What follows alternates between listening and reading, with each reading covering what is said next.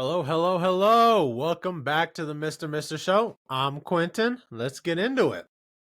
So, what a wild night for the Eastern Conference Finals.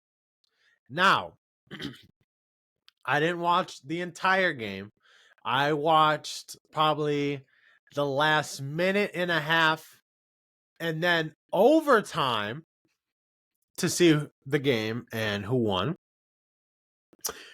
Boston comes out on top to lead the series 1-0 over the Indiana Pacers in a 133 to 128 overtime win. So, where to start? I checked ESPN, the app on my phone, because I wanted to see where the game was at, what's going on. Going into the fourth, I saw Boston leading by 11, 92 to 81. I was like, oh, all right, Boston's got it. They're going to take the game. So, fast forward later in the night, I decided to turn on the game, just see what's going on. There is about a minute and a half left. Indiana is up by 3. I believe it was 117 to 114. I was like, oh, Indiana is up? Indiana is winning?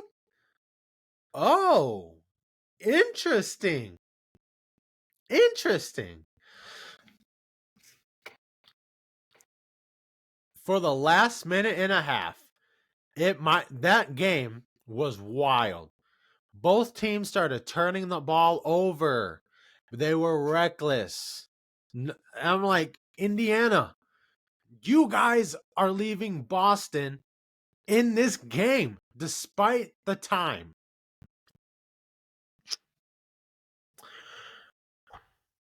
Let me tell you, the last 10 seconds of that game, my gosh.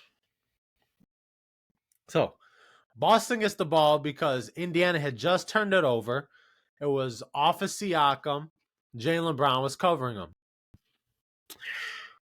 Timeout Boston before the inbound. And I believe there were 2 set screens. One for Jason Tatum on the short screen. And on the far screen was Jaylen Brown. And of course, you need a 3 to tie this game. With 10 seconds left, you can't afford a 2. And of course, when you're the highest 3-point shooting team in the league, heck yeah, I'm going to have you shoot a 3. I don't care if it's Horford. I don't care if it's Derek White, Tatum, Brown. They all can shoot. Anyway, ball gets inbounded to Jaylen Brown. Siakam's right on him. I mean, it is tight coverage on the 3-point line. Jaylen Brown drains a 3 with 5 or 6 seconds left. Ties the game 117 to 117.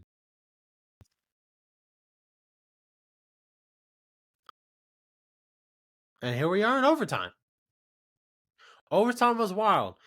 It was going back and forth. It looked like Indy might come out. It looked like Boston. And as you know now, Boston came out on top 133 to 128. But one thing that caught my eye, and I'm going to look at it really quick, is I was surprised at the free throws. Now, I didn't watch the entire game, so I can't say anything. But I will say this. Looking at it on my phone, statistically, this should raise some question marks. Once again, I'm going to say this. I did not watch the entire game, so I don't know how this came to be. I don't know why it came to be. But listen. I'm going to start with Boston. The Boston Celtics from free throws, 24 out of 30. made 24 free throws out of 30 free throws. 30 free throw attempts, I should say.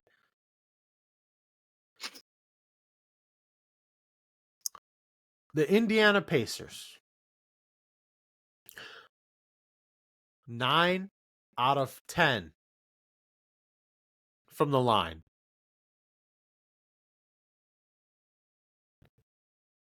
I'm going to say it one more time. I did not watch the entire game. My nose is a little stuffy, so bear with me. So I can't say how and why Boston has dang near 3 times as much free throws than Indiana. But looking at it right now, 24 out of 30 for Boston and 9 of 10 for Indiana. That should be a little head scratcher. Why is Boston at the line 30 times and Indiana's only at the line 10? Now you say, oh, because they fouled, they got all this. I get it. Fouls happen. It's a part of the game. But dang, 30 times to 10 times? That's astonishing. It's wild. It's absurd. It's crazy. Yet, the Indiana Pacers only lost by 5. A loss is a loss, but to only lose by 5. This Pacers team actually might give Boston a problem.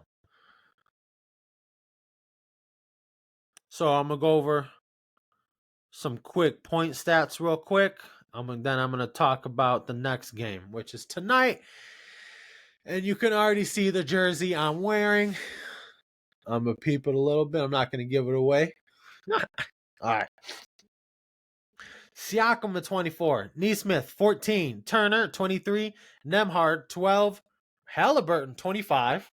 Then from the bench, not much from a lot of players. But Obi Toppin, 15. TJ McConnell, 13. I don't know what else to say about Indiana. They came to play. They pushed Boston, and which I didn't think was going to happen. But to only lose by 5 in Boston, and if I am Boston, I'd be like, hey, we might need to figure something out. We might need to do something because this Indiana team, they're not Miami. They're not Cleveland. We better be ready. I get we won in overtime, but this team is going to give us a problem and is a problem. Field goal wise, Siakam 12 of 23, Nesmith 6 of 12, Turner 9 of 13, Nembhard 5 of 10, and Halliburton 8 of 18. 3-point range, not the best night for a lot of people, except I'd say Miles Turner, who shot 75% from 3. So he opened his bag. Obi Toppin went 6 of 8, McConnell 6 of 11. Not much from 3, so I'm not going to go there. But I can't speak bad on Indiana. I can't. A loss is a loss. If I had to speak bad on them, I don't know if I would call it bad. But just at the end of the game, they kept turning the ball over. They kept giving Boston chances. So, is that. Let me go over Boston's real quick. Tatum. If I'm Indiana, before I get to it, I am okay with this. I am okay with this. Because Tatum still struggled. Yet, he almost had 40 points. He's dropped 36. But listen, Tatum shot 12 of 26 from field goals and 2 from 8 on 3.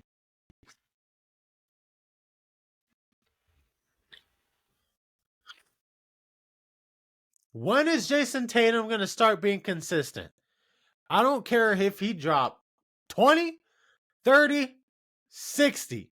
If you are 12 from 26 from field goals and 2 from 8 from 3-point range, what are you doing? Are you missing shots? Are you getting fouled?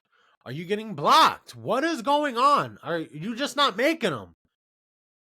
And I guarantee you, these shots, of course, 6 of them were missed from 3-point range because 2 of 8.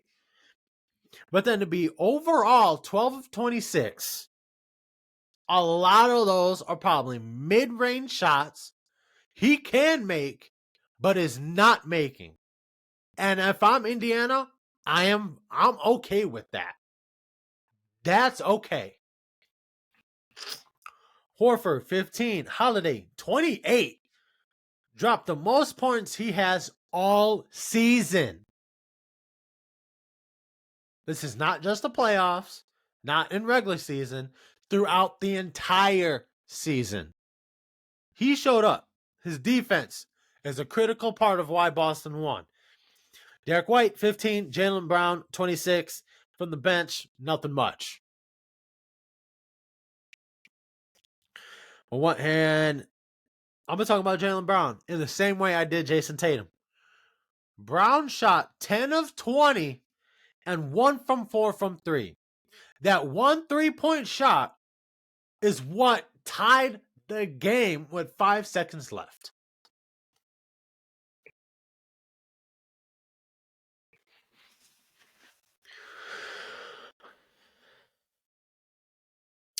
Once again, if I am Indiana, I am okay with Jaylen Brown shooting 10 of 20 and Tatum 12 of 26. Because they're not making shots. The only way they are getting points is by some easy buckets and the free throw line. You are challenging them to make their shots. Keep doing that if you're Indiana. Boston, make your shots. Excuse me. There is no reason, especially from the two J's, JT and JB, they should be shooting 50% and just under 50% from field goals. No reason. If it's in season, regular season, understandable. But this is postseason. You are in the Eastern Conference Finals with another opportunity to get to the NBA Finals. Play better. Now, I'm going to ask this question before I move on to the next game, which is tonight. Did Indiana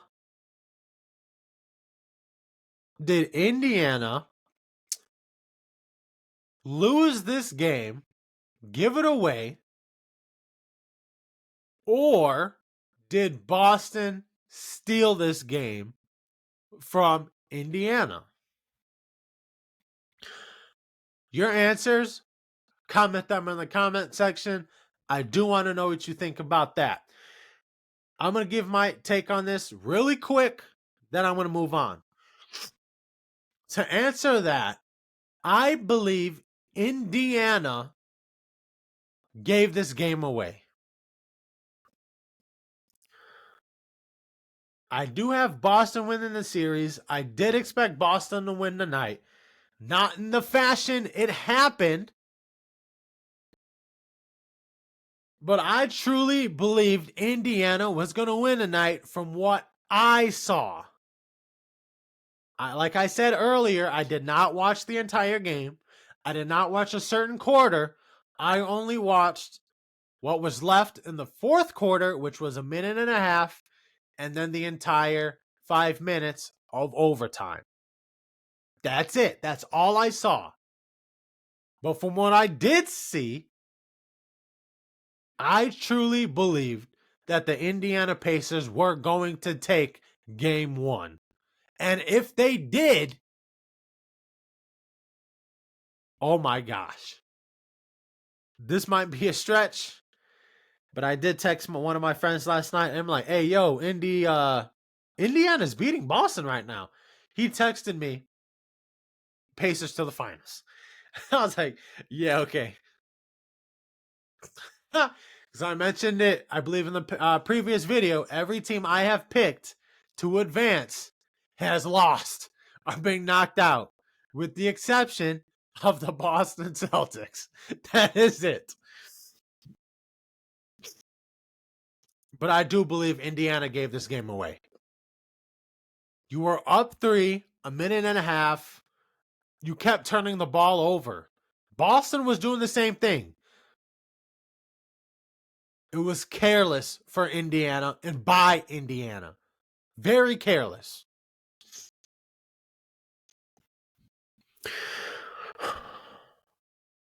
But it's not a bad loss. You only lost by 5. You could have got blown out. I mean, you could have lost like 130 to 80 or something. You know, but to only lose by 5 and you still have another opportunity in Boston to take game 2. We've already seen 2 teams do it.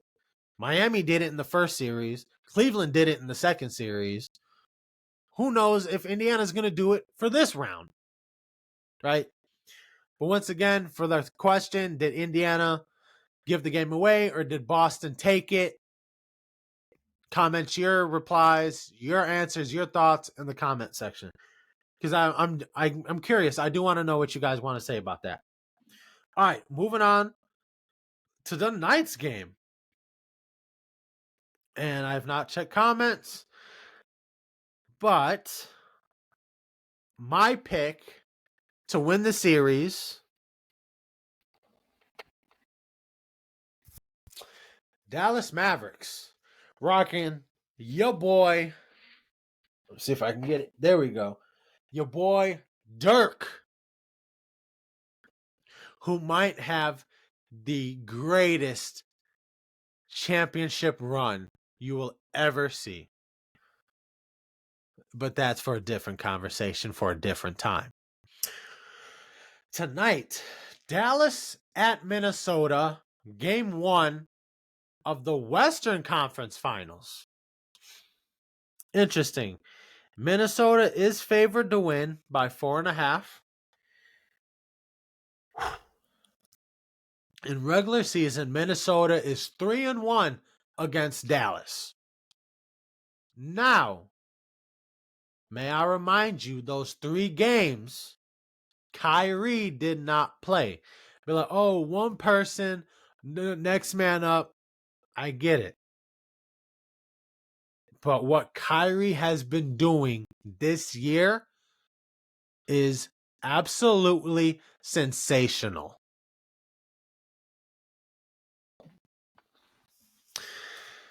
Now, I know Luka has been taking a beating. Not only from the OKC series, but from the LA Clippers series, round 1 and 2. But you had time to get healthy.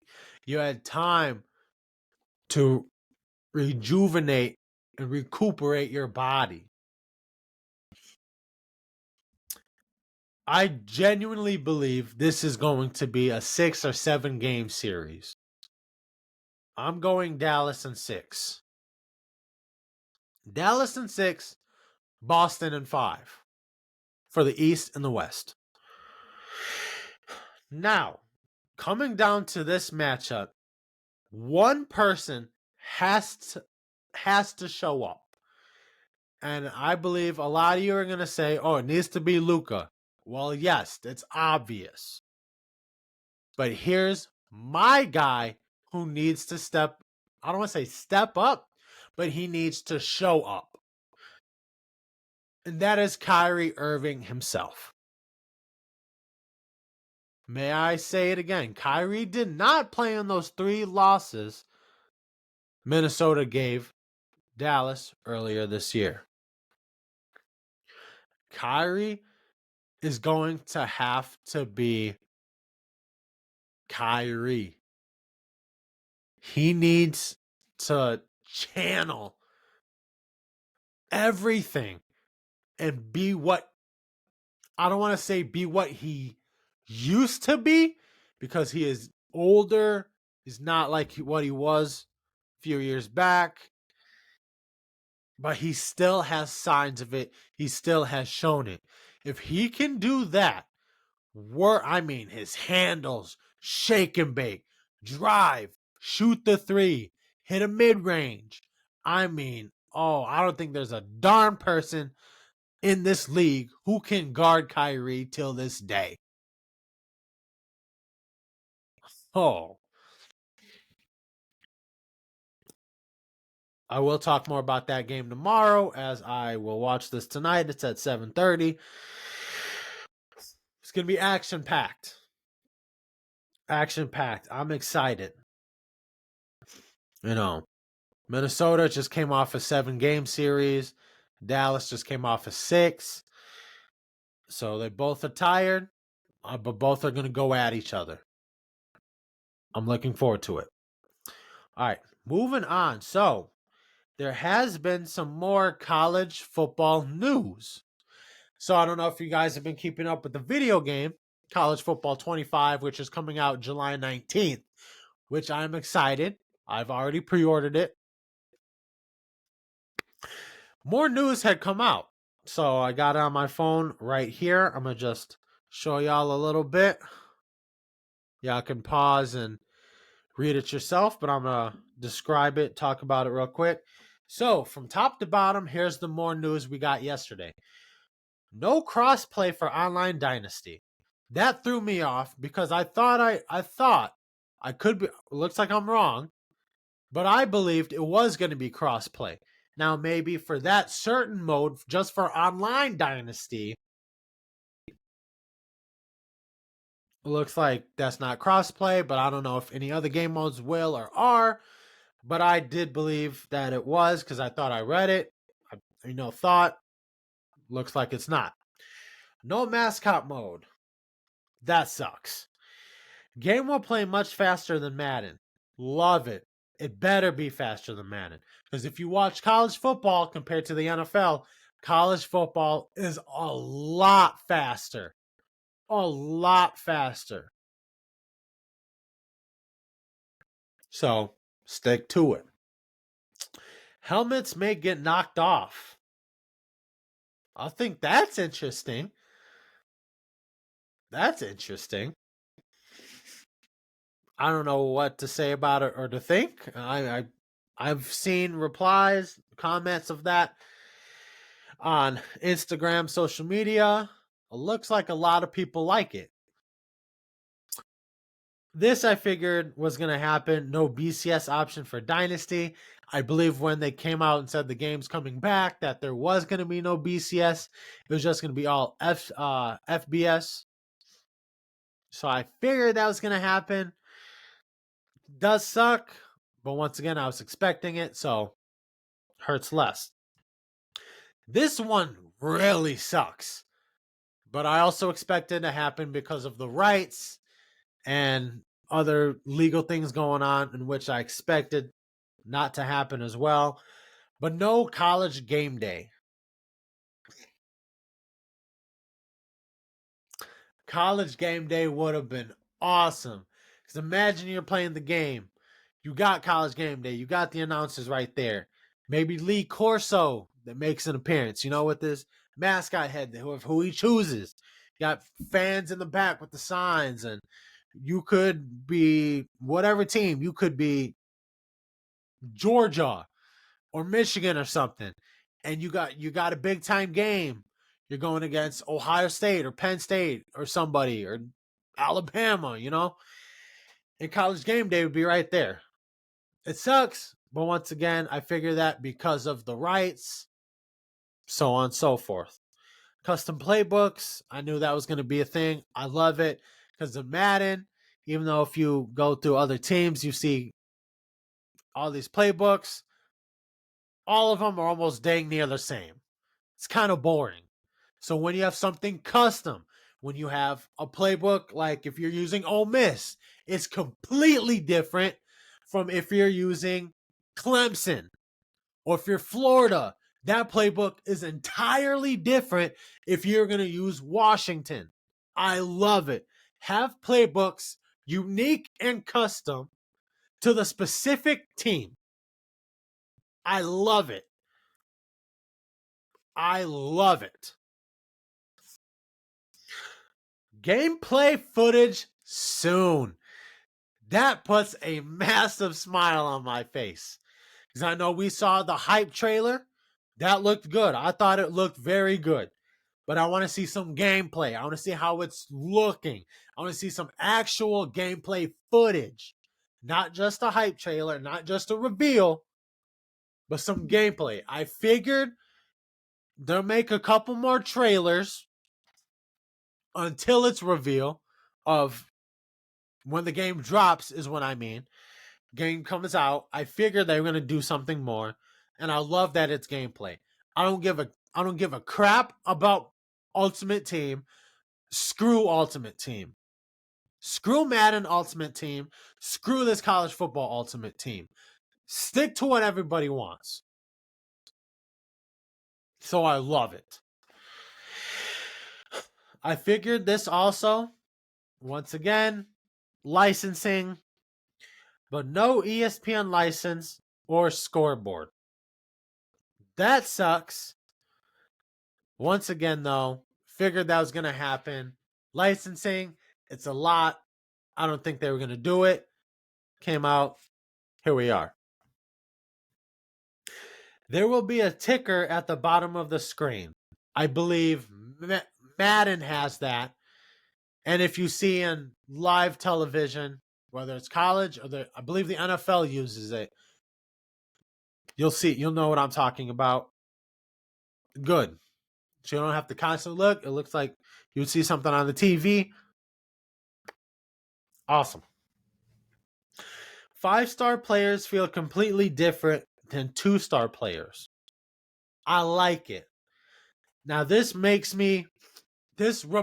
me of when Madden, before like your superstars, your superstar X factors, your stars, before that, you would have a player who's like 90 or 99 overall, and you'd have a player who's like 60, 70 overall, who plays just like a 90 to 99 overall. So imagine a bench player, wide receiver, for example, some guy you've never known, you've never seen, who may not be that good, looking like Devontae Adams out there. Then that's when Madden brought the stars, superstars, and superstar X factors to differentiate from regular players. Or maybe not as good. So I like that. 5-star to 2-star. That's just an example. You could have 3 stars play different from 1 stars. Or like a 1-star or 2-star recruit player be different from a walk-on. I love it. Now I'm sure in the game you can develop, and I'm sure maybe a 1-star can get his overall higher, become a better player. I'm sure that's happening. Without a doubt. But I love that's in there. Make it different.